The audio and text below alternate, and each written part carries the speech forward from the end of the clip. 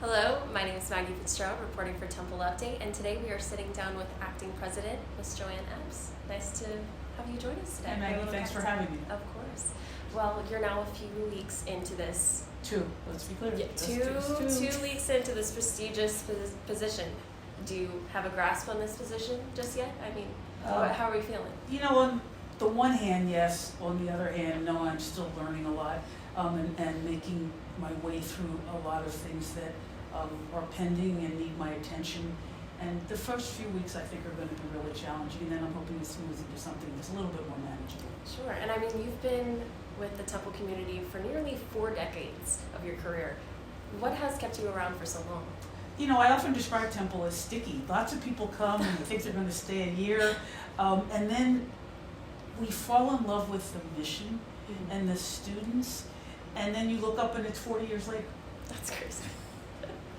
Well, while taking on this position as acting president, this makes you the first Black female president to be in this role. How does that make you feel? You know, humbled is a word that often gets overused, and yet it seems entirely appropriate to me for this.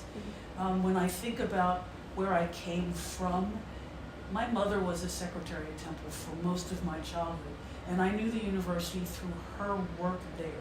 And then my first job was as a cashier in a bookstore, and so my first ever getting a paycheck was from Temple University. But I never would have imagined that my career would have landed me in this position, and you can't have that happen and not be humble.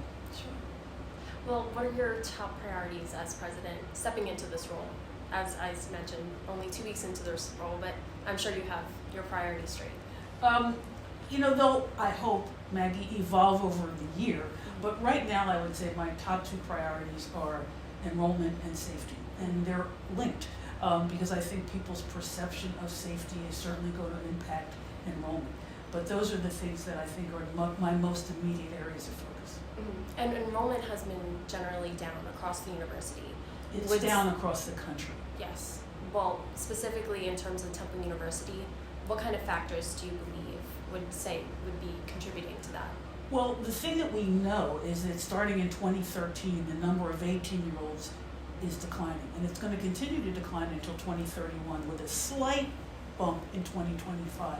So that means there are fewer 18-year-olds in the nation seeking to go to college. And so we're all fighting over an increasingly shrinking pool, and that has nothing to do with Temple. But I think we'd be naive if we didn't recognize the impact of some of the activities in large urban areas, including Philadelphia, including North Philadelphia, in people's perception as to whether this is where they want to enroll or where they want their children to enroll. So I think we have to both address safety and feelings of being safe, as well as recognizing that we are in an environment nationally that makes sustaining enrollment challenging. Understood. And recently you held a press conference in regards to the safety audit. It was a year in the making. Do you have any follow-up responses to that? Have you made any moves since last week's press conference? It's almost been a week since this. That's true. Yeah, I think it was last Wednesday. Yeah. Yes and no. One of the things that we didn't have a lot of time to say last week was all of the things in response to that report and other things that we're already doing. The press conference isn't the right place to sort of just put out a list. So one of the things that I'm really proud of is the fact that a lot of those recommendations are things that we're already implementing. But to your question as to what I've done over the last week, yes, I have talked to the person that is in charge of sort of coordinating our safety responses, and we've talked about how to create a sense of accountability and responsibility, putting together that kind of a team. I've also reached out already to the city council president and to the person who is running for his spot, who, if you believe in the talk about the impact of primaries in a city like Philadelphia, the person who's likely to be the city council person. I have appointments set with them. So I'm already reaching out to people. I've talked to Estelle Richmond, who's the CEO of the Civic Coalition to Save Lives, which is a really important and impactful initiative in this city. I'm really excited about it. And so we are partnering with her. So I'm trying to be the coordinator and the convener of a lot of activities to make sure that we honor the words I uttered, which is that we feel really that it is important to us that we not try to come in like the saviors, that we, collaborate with the people around the city that can help make sure that people feel safe. Well, when it comes to the bigger perspective with the city of Philadelphia, in combination with Temple University, safety has always been a concern, especially when it comes to gun violence and crime around the surrounding area. What advice do you have for current students who are considering coming to the university, or are cautious, or have parents who, for example, want them to stray away from even applying here, submitting an application? What do you have to say to students with that kind of mindset? What I would say is give us a chance to prove why you would love being here and why you would be safe being here, and a chance to talk about the initiatives that we have in place to make sure that our students are safe. I think one of the things, Maggie, that we know is that students on the campus are safe, and that one of the joys of being a Temple student over the last decade is that we've spread out our footprint in this neighborhood, as our students have chosen to take advantage of a lot of the development in the area to say, I'd really love to live on my own, and that's great. Like I really once, believe it or not, was 18 and 19 myself. So that we understand, and it's part of what I think has made us such a popular destination over the last decade, because people felt like they got a great education and had a great experience. There's nothing to replace the 4 or 5 years of being a college student, from turning into being a high school grad to being a grown-up. And so you want to do that in a place where you get a great education, you surround yourself with new and exciting experiences. I think that's what Temple is. And I think if we can remind students and parents that we are doing everything we can, from the inanimate cameras and things like that to the animate police officers and safety walks and things like that, we are doing as much as we think we can in partnership with the city and everyone else to keep our students safe. And I don't want to knock on wood, which would be down by my knee. We're doing okay. And I think if people would just give us a chance to say that and convince them, I think you could comfortably send your child here. Well, what do you want people to know about you as JoAnne Epps? What is your leadership style like? That's a funny question. You almost have to ask other people. Yeah. I'm not an autocratic leader at all. I'm not a believer in hierarchy. Mm-hmm. I am certainly recognizing I don't know everything. I've not made my last mistake. So I try to be a leader by example. I would like to think that I'm a collaborative leader, that I am more than willing to ask people, what do you think? Because you often get really good ideas from other people. I'd like to think that I'm a leader who's authentic, so that if we have a chance to know each other outside of this setting, I hope you would think, she's exactly the same person I thought I met. I don't have that, like I'm being interviewed persona and then some other persona. I like to think that I'm authentic, and I think as a result, if there was one thing that I would want to say about my leadership style, I think I have a team of people who run into a burning building with me if I said we need to go. That's saying something. Yeah, I really believe that. I mean, you'd have to ask them, but I really believe that. I think I have a team of people who know that we are in this together, and I would run into a burning building with them, because what we are doing here, we love. I mean, we just love this place. I just brought some of my team from the provost's office up to the president's office with me, and that's a really terrific move for them, because I'm a short timer.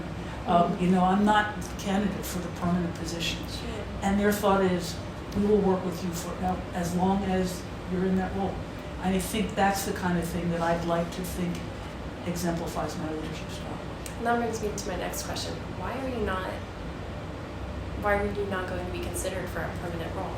Is that your choice? It is my choice. Okay. I really think that what the university needs is a president that could say, I'm in for the next 5 or 10 years. And, I was supposed to retire in December. So they basically scooped me out of retirement.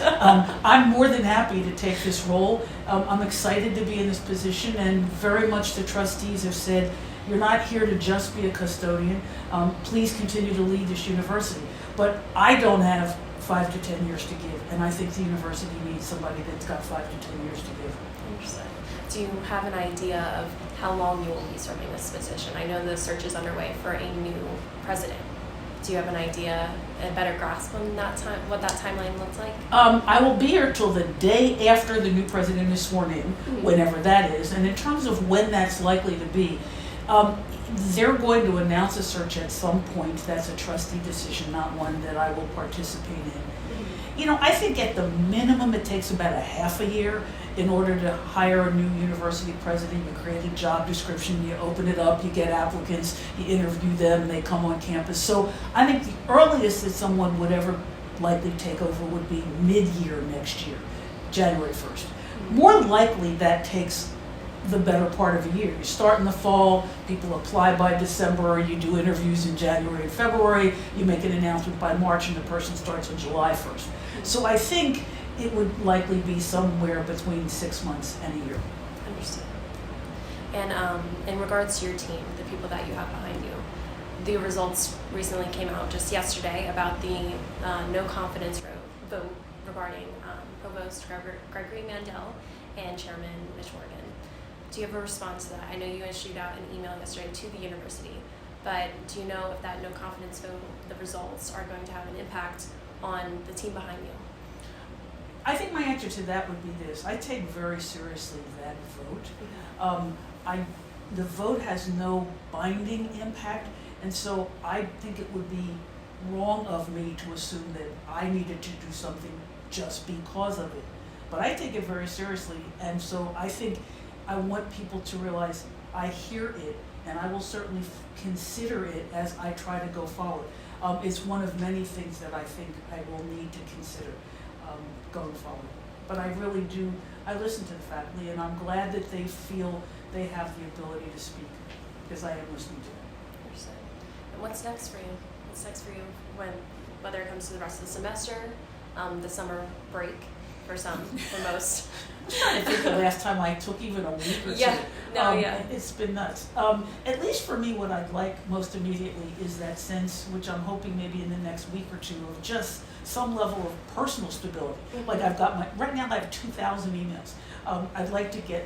You're the email lady. Yeah, exactly. I hope you know that. People know you as the email lady. Yeah.